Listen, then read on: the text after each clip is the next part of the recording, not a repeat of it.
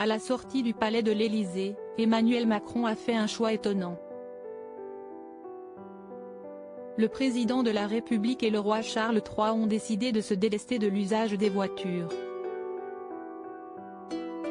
Le roi Charles III et le président Emmanuel Macron ont terminé l'entretien bilatéral. Le roi et le président de la République n'ont pas utilisé de voiture pour atteindre l'ambassade de Grande-Bretagne. Le choix d'Emmanuel Macron n'a pas facilité le travail des services de sécurité. Ce 20 septembre marque l'arrivée, mais aussi le début de la visite d'État du roi Charles III et de la reine Camilla en France.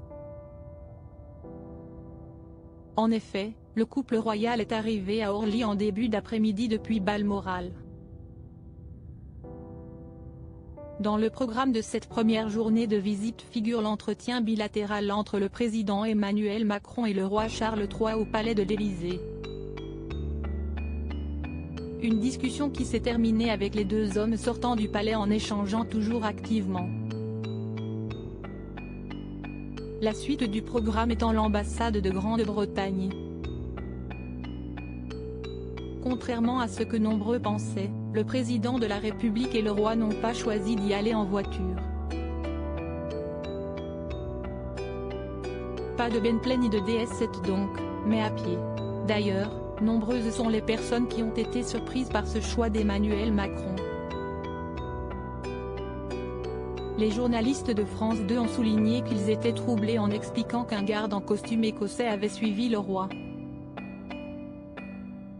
Notons qu'il y a près de 250 mètres entre l'Élysée et l'ambassade de Grande-Bretagne. À cette étape de la visite, les deux hommes vont replanter pour l'un d'eux et planter symboliquement deux chênes.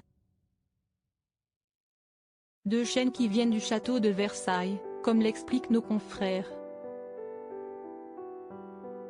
Charles III et Emmanuel Macron, des échanges avec la foule. Même les habitants qui s'étaient stationnés le long de la rue Faubourg Saint-Honoré étaient visiblement étonnés de ce choix du président.